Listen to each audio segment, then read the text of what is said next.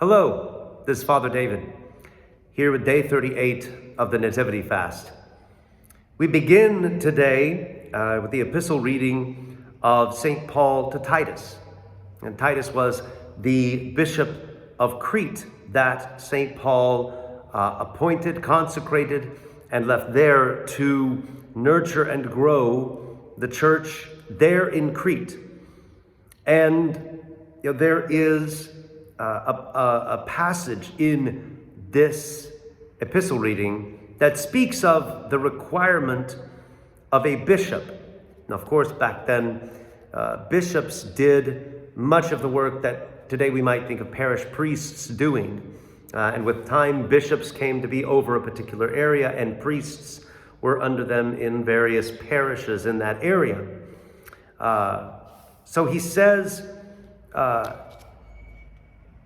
"This is why I left you in Crete, that you might amend what was defected and appoint elders in every town, as I directed you. If any man is blameless, the husband of one wife, and his children are believers, and not open to the charge of being profligate or insubordinate. For a bishop as God's steward must be blameless. He must not be arrogant or quick-tempered or a drunkard or violent or greedy for gain, but hospitable, a lover of goodness, master of himself, upright, holy, and self-controlled. He must hold firm to the sure word as taught, so that he may be able to give instruction in sound doctrine and to confute those who contradict it. For there are many insubordinate men, empty talkers and deceivers, especially the circumcision party. They must be silenced, since they are upsetting whole families by teaching for base gain what they have no right to teach."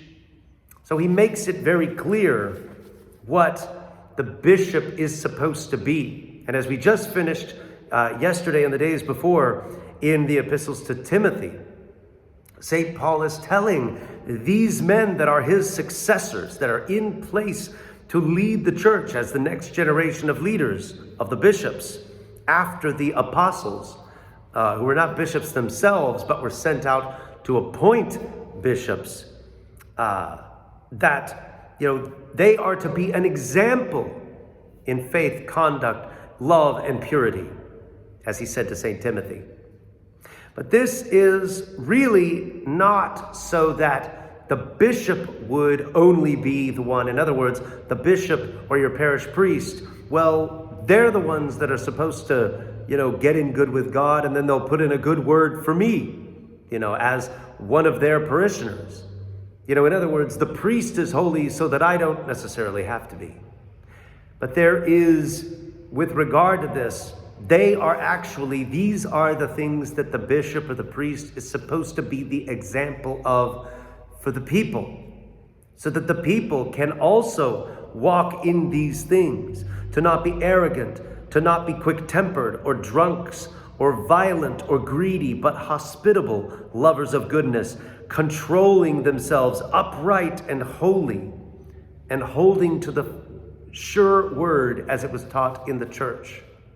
In other words, we are all to do this together. Christ, when he tells us to take up our cross and follow him, he's gone out in front, carried his cross first of all. The bishops and the priests are called to carry their internal crosses of self-denial and holy living, so that the people can look to them as someone who would be a good example of a way to follow Christ. This can be very difficult, because it's very easy to live apart from what St. Paul says to Titus today. To live for the world, to believe that we must bow to and take things from this world, to have a steady, secure, safe life.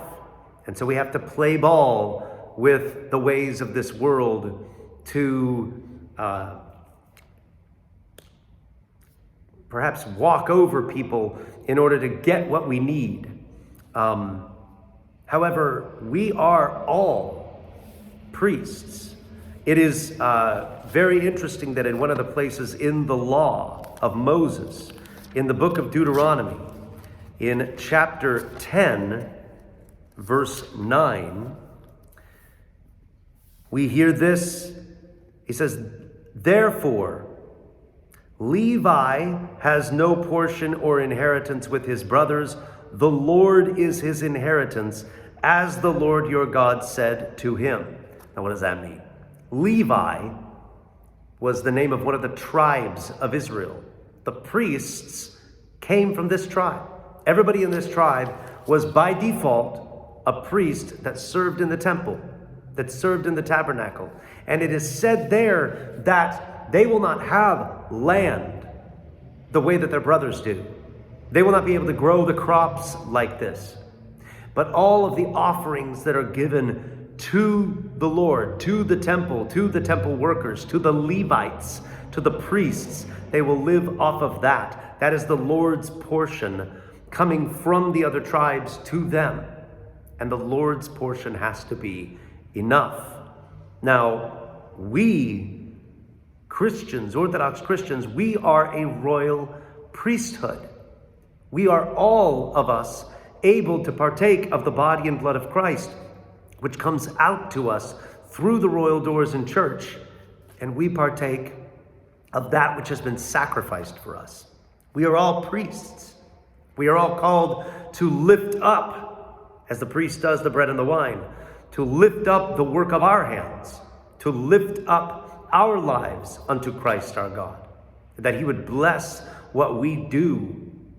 But what that means is that we will sacrifice the ways of this world. We will sacrifice the egotism. We will sacrifice the me-firstness of this world, because we are seeking to invest our souls in the life of Christ.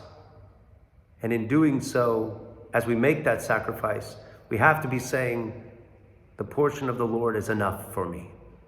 To live as Christ enjoins me to live has to be enough for me, because one day I will see him as he is, and I will be like him, and I will be home forever. So let us begin now to live the life of a priest, to live the life of one who serves God in the temple of our hearts, who burns the incense of our prayer before him, and who says, the portion that you have given to me is enough, O Lord. God willing, we'll see you next time. Bye-bye.